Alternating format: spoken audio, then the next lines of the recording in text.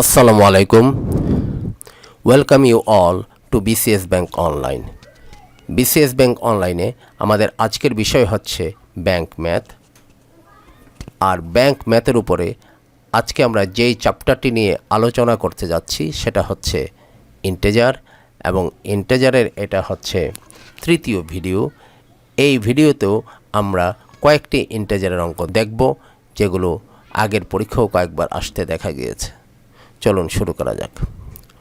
11 থেকে অঙ্ক শুরু করতে যাচ্ছি, নাম্বার 11, বিকজ আগের দুটা ভিডিওতে একটা ভিডিওতে 5টা করে, দুইটা ভিডিওতে 10টা অঙ্ক গিয়েছে। এই ভিডিওতে আমরা আরও কয়েকটা অঙ্ক দেখব ইনশাল্লাহ। So number 11, Jill is twice as old as Shelley. In Y years, she will be half times as old. What is Shelley's age at present? বলতেছে Jill is twice as old as Shelley. এই কথাটার অর্থ হচ্ছে জিলের বয়স শেলির বয়সের দ্বিগুণ। Okay, in Y years, that means Y বছরের মধ্যে, শি উইল বি, কে শি বলতে কাকে বোঝাচ্ছে? জিলকে বোঝাচ্ছে, কারণ জিল হচ্ছে বাক্যের সাবজেক্ট, তাকে নিয়ে কথা চলতেছে। She will be, that means Jill will be 1.5 times as old. শিলের তার বয়স হবে, তার মানে জিলের বয়স হবে 1.5 গুণ। কার 1.5 গুণ? শেলির 1.5 গুণ। তার মানে কথাটা হচ্ছে এরকম, জিলের বয়স শেলির বয়সের দ্বিগুণ। ওয়াই বছরের মধ্যে তার বয়স হবে 1.5 গুণ। কার 1.5 গুণ? শেলির বয়সের 1.5 গুণ। What is Shelley's present age, অথবা what is Shelley's age at present, বর্তমানে শেলির বয়স কত? আমরা যদি শেলির বয়স ধরি, শেলিস প্রেজেন্ট এজ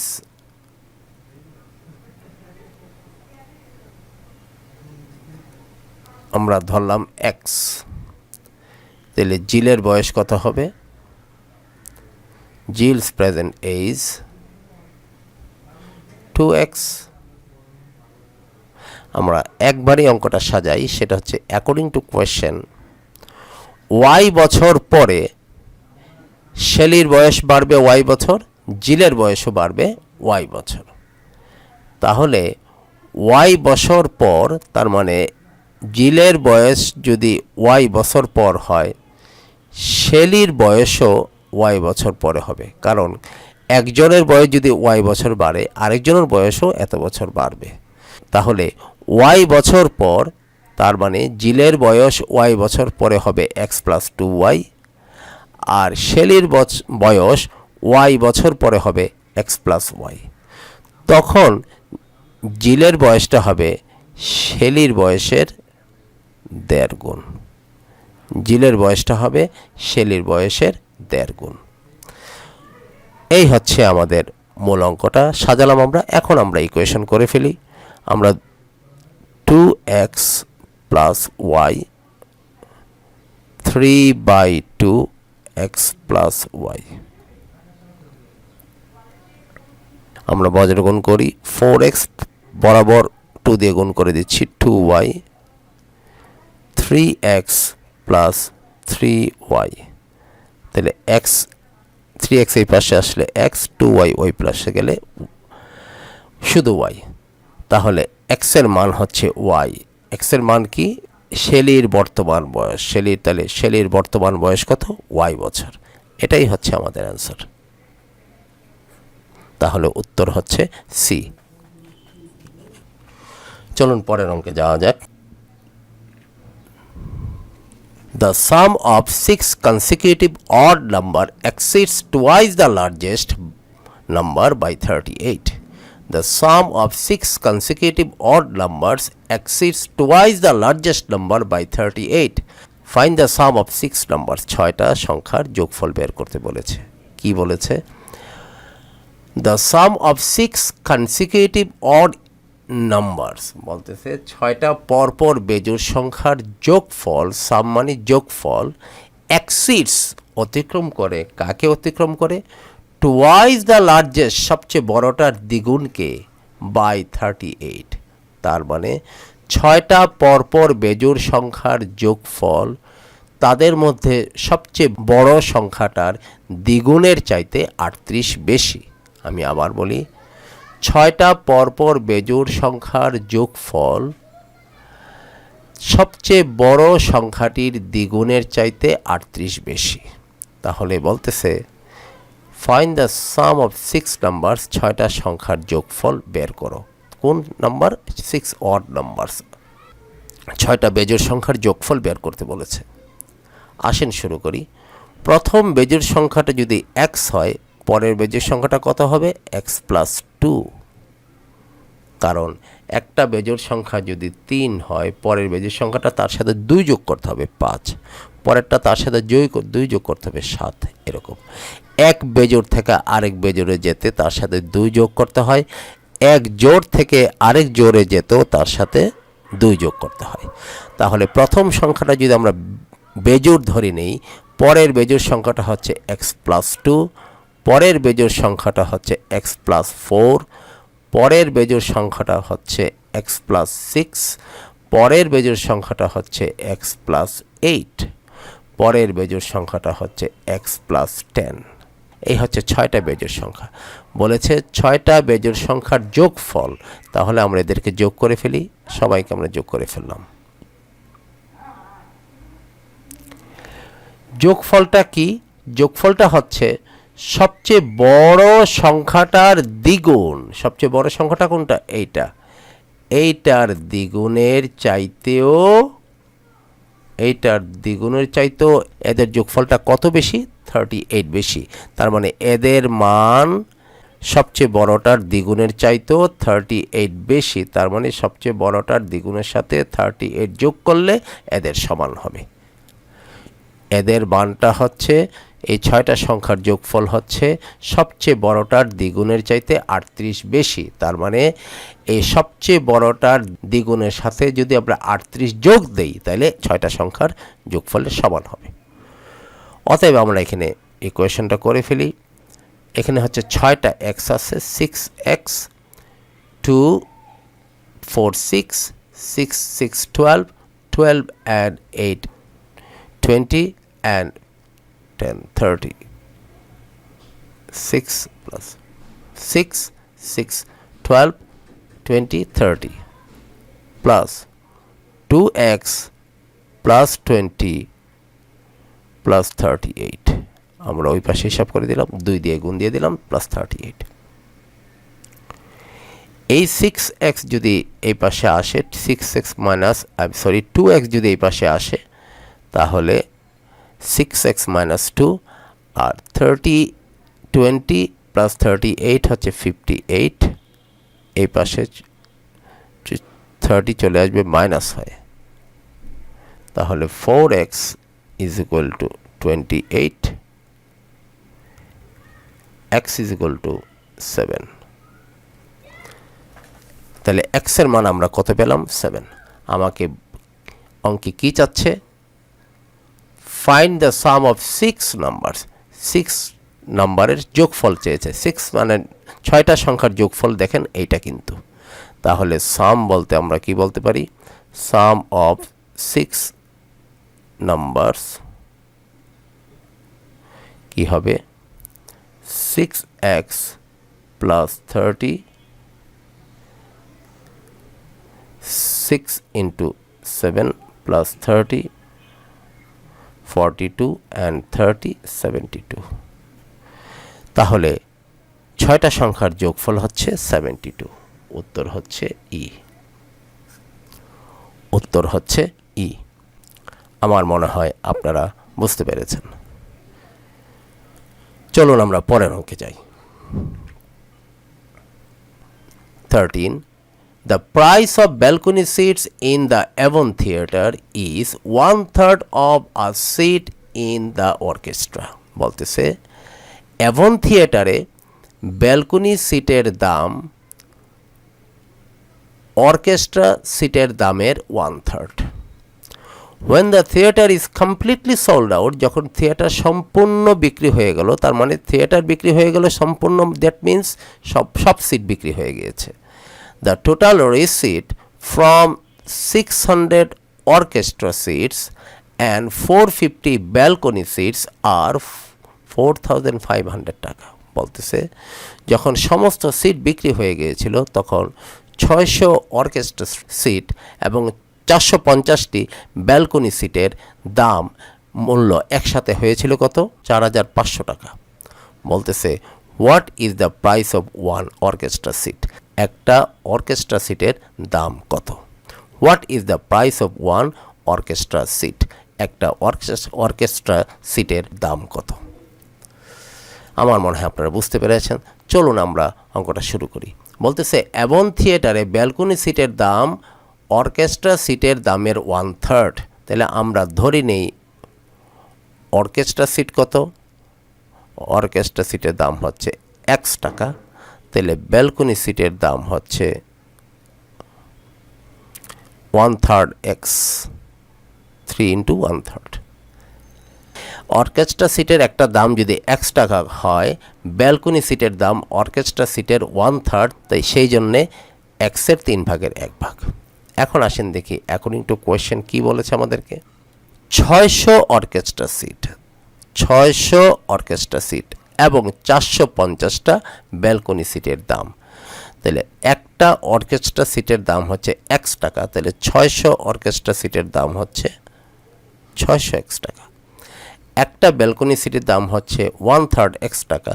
তাহলে 450টা ব্যালকনি সিটের দাম হচ্ছে 450 গুণ x/3। এই টোটাল টাকা এসেছে কত? 4,500 টাকা। এই 4,500 টাকা আমরা এখন করে ফেলি। এটা কাটলে হবে কত? 150, 150 আর 600 মিলে হবে 750 x প্লাস 4500। তাহলে x এর মান কত? 450075 পাশে 0 750। এটা চলে গেল। 450-এ 75 যাবে 6 বার, 300-তে যাবে 4 বার, 150-তে যাবে 2 বার, 6 বার। তাহলে x এর মান হচ্ছে আপনার 6। তাহলে একটা ব্যালকনি সিট, একটা আমার কাছে কি চেয়েছে? Orchestra seat. একটা অর্কেস্ট্রা সিটের দাম কত? What is the price of one orchestra seat? Orchestra সিটের দাম ধরেছিলাম x, আর x এর মান হচ্ছে 6। তাহলে একটা অর্কেস্ট্রা সিটের দাম হচ্ছে 6 টাকা। এটাই হচ্ছে আপনার উত্তর। তাহলে উত্তর হচ্ছে 6 টাকা। উত্তর হচ্ছে ডি। আমার মনে হয় আপনারা বুঝতে পেরেছেন। চলেন আমরা পরের অঙ্কে যাই। In 1950, number 14, in 1950, there were twice as many radios as television in Manchester. By 1952, 200 more television sets had been purchased, but the number of radios still exceeded the number of television sets by 40. How many radios were there in Manchester in 1952? আমি আবার পড়ি। In 1952 there were twice as many radios as television sets in Manchester. বলতেছে Manchester শহরে 1950 সালে রেডিওর সংখ্যা টেলিভিশনের সংখ্যার দ্বিগুণ ছিল। By 1952, 1952 সালের মধ্যে 200 more television sets had been purchased. আরও 200 টেলিভিশন সেট কেনা হয়েছে। But the number of radios, তখনও রেডিওর সংখ্যাটা স্টিল এক্সিডস, তখনও রেডিওর সংখ্যাটা এক্সিড করেছে দ্য নাম্বার অফ টেলিভিশন সেটকে বাই 40। তার মানে এটাই বলতে চাচ্ছে তখনও রেডিওর সংখ্যা টেলিভিশনের চাইতে 40টা বেশি ছিল। How many radios were there in Manchester in 1952? 1952-তে Manchester শহরে কতগুলো রেডিও ছিল? তাহলে আমরা প্রথমে ধরি in 1950 ধরি টেলিভিশন ছিল x আর রেডিও ছিল 2x। in 1950 52 কি হয়েছে, 200 more television set had been purchase, আরও 200 টেলিভিশন সেট কিনা হয়েছিল। তার মানে টেলিভিশনের সংখ্যা এক্স প্লাস 200 ম্যানচেস্টার শহরে 1950 সালে এক্স সংখ্যক টেলিভিশন সেট ছিল। 1952 সালে টেলিভিশনের সংখ্যা এক্সের সাথে আরও 200 বেড়েছে, কারণ বলেছে অঙ্কে যে 1952 সালের মধ্যে আরও 200 টেলিভিশন সেট কেনা হয়েছিল। তখনও রেডিওর সংখ্যাটা, রেডিওর সংখ্যাটা ছিল টেলিভিশনের চাইতে আরও 40টা বেশি। তার মানে টেলিভিশনের সাথে 40 যোগ করলে রেডিওর সংখ্যাটা সমান হবে। কিভাবে বলেছে এটা? But the number of radios still exceeds the number of television sets by 40। কিন্তু তখনও রেডিওর সংখ্যা টেলিভিশনের চাইতে 40টা বেশি ছিল। 1950 সালে টেলিভিশন ছিল এক্স, রেডিও ছিল 2x। 1952 সালের মধ্যে মানুষ আরও 200 নতুন টেলিভিশন সেট কিনেছে, তখনও রেডিওর সংখ্যা টেলিভিশনের চাইতে 40টা বেশি ছিল।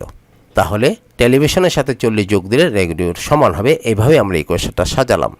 তাহলে এক্স যদি এই পাশে চলে আসে শুধু এক্স আর 240, তাহলে টেলিভিশনের সংখ্যা হচ্ছে 240। রেডিওর সংখ্যা কত?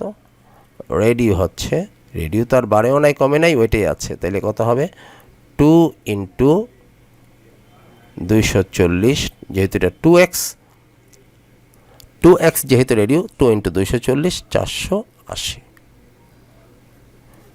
তাহলে 1952 সালে ম্যানচেস্টার শহরে রেডিও ছিল 480টি। উত্তর হচ্ছে ই। আমার মনে হয় আপনারা বুঝতে পেরেছেন। এবার আমরা পরের অঙ্কে যাই।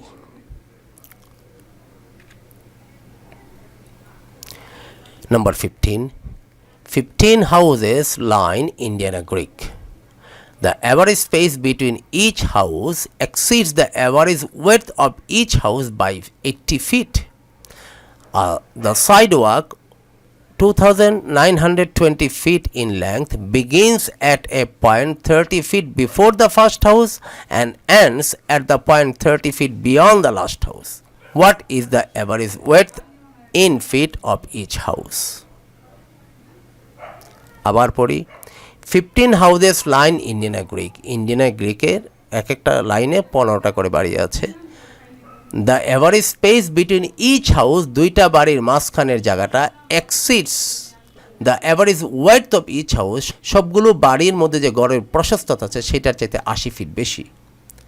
The sidewalk 2,920 feet in length, একটা পাশে একটা রাস্তা আছে যেটা দৈর্ঘ্য হচ্ছে 2,920 ফিট।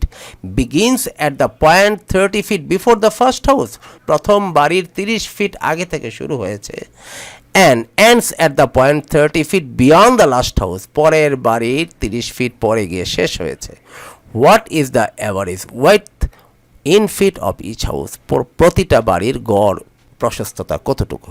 আমরা যদি এইভাবে আপনাদেরকে দেখাই, এটা একটা বাড়ি, 2 3 4 5, 1 2 3 4 5, 1 2 3 4, এরকম আপনার বাড়িগুলি এঁকে নিলাম। 1 2 3 4 5 6 7 8 9 10 11 12 13 14 15, 15টা বাড়ি আছে ইন্ডিয়ানা গ্রিক এই লাইনে। একটা বাড়ির বলতেছে the average space between each house exceeds the average width of each house by 80 feet. দুইটা বাড়ির মাঝখানে যে জায়গাটা আছে, average space between each house, এই জায়গাটা এক একটা বাড়ির যে অ্যাভারেজ ওয়েডথ আছে তার চেয়ে 80 ফিট বেশি। তাহলে এই ওয়েডথটা যদি x ফিট হয়, তাহলে এই দুইটা বাড়ির মাঝখানের জায়গাটা হচ্ছে x প্লাস 80 ফিট।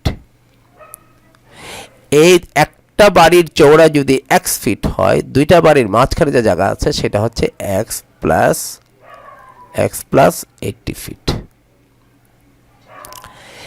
পরের কথাটা কি বলেছে, the sidewalk 2920 feet in length begins at 30 feet before the first house and ends at the point 30 feet beyond the last house. বাড়ির সামনে একটা রাস্তা আছে, মনে করেন এটা হচ্ছে রাস্তাটা, একটা সাইড ওয়াক, এটা সাইড ওয়াক ধরে নেই,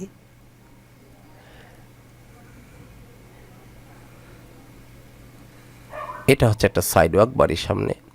এটা প্রথম বাড়ির যে জায়গাটা, এখান থেকে 30 ফিট আগে থেকে শুরু হয়েছে, এখান থেকে প্রথম বাড়ি থেকে 30 feet before the first house, এবং 30 ফিট পরে গিয়ে এটা শেষ হয়েছে, and 30 feet beyond the last house. এইটা 30 feet before the first house, প্রথম বাড়ি থেকে 30 ফিট আগে থেকে শুরু হয়েছে, বিগিন মানে শুরু হয়, at the point of 30 feet before the first house and ends at the point of 30 feet beyond the last house.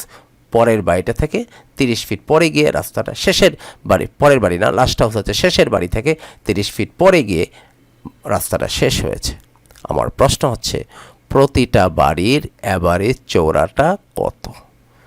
What is the average width in feet of each house? তাহলে আমরা এখানে যা লিখলাম একটু ধরে নিই। Let average width of each house x feet, যেমন করে আমরা এখানে দেখালাম। So the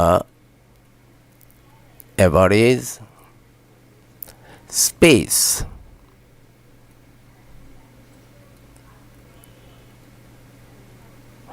between each house, মানে দুইটা বাড়ি বলতে ইচ হাউস আর কি, ইচ হাউস, দুইটা বাড়ির মাঝখানে জায়গাটা হচ্ছে x+80 ফিট। এবার আমরা এভাবে শুরু করি। অ্যাকর্ডিং টু কোয়েশ্চেন,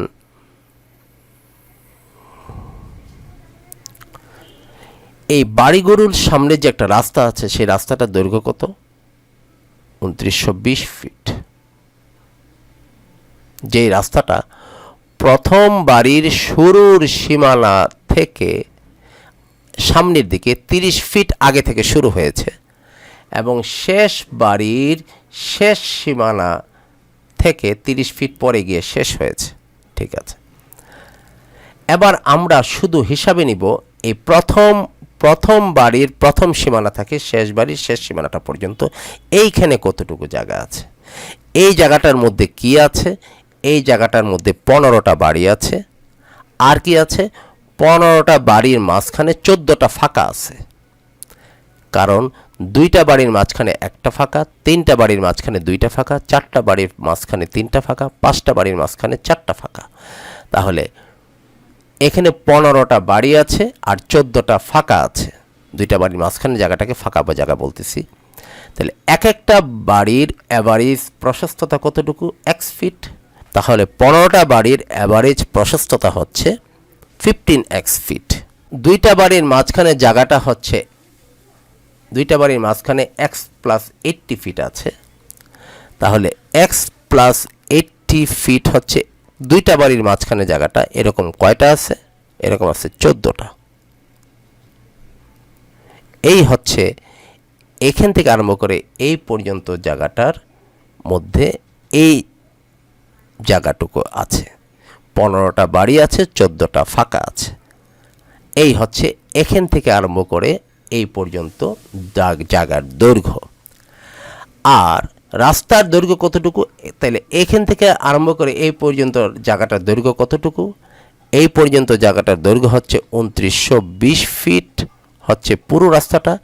এখান থেকে আমরা 30 ফিট বাদ দিয়ে দিব এই পাশে, -30, আর এই পাশ থেকে আমরা 30 ফিট বাদ দিয়ে দিব, -30। কেন? আমাদের শুধু হিসাবে এনেছি এই জায়গাটুকু, বাড়ির প্রথম সীমানা থেকে শেষ বাড়ির শেষ সীমানা পর্যন্ত, এই পর্যন্ত জায়গাটা। এবার আমরা এটা হিসাব করি। 15x + 14x 14 8 14 112 1120 fit. 2920 থেকে যদি 60 বাদ যায় তাহলে থাকবে 2860। 2920 থেকে যদি 60 বাদ চলে যায় তাহলে 2860। এটার যোগফল হচ্ছে 29x, আর এটা যদি ওই পাশে চলে যায় 20 চলে গেলে থাকবে 40, আর 28 থেকে 11 গেলে থাকবে 17, তাহলে 1740। আমরা x এর মান বের করি। x is equal to 1740 divided by 29। 6 6 9 54, 3 36 180, 6 কমে গেলে হবে, আর 6 29 হবে 174, কারণ 1 করে কম 60। তাহলে এক একটা বাড়ির অ্যাভারেজ ওয়েডথ হচ্ছে আপনার 60 ফিট। এক একটা বাড়ির অ্যাভারেজ ওয়েডথ হচ্ছে 60 ফিট। তাহলে উত্তর হচ্ছে 60। উত্তর হচ্ছে সি। এতক্ষণের আলোচনায় আমরা 5টা ইন্টিজারের অঙ্ক দেখলাম এই ভিডিওতে। পরবর্তীতে আমরা আরও কিছু ইন্টিজারের অঙ্ক পরবর্তী ভিডিওগুলোতে ধারাবাহিকভাবে দেখব ইনশাল্লাহ। আজকের জন্য এই পর্যন্তই। ধন্যবাদ সবাইকে। আসসালামু আলাইকুম।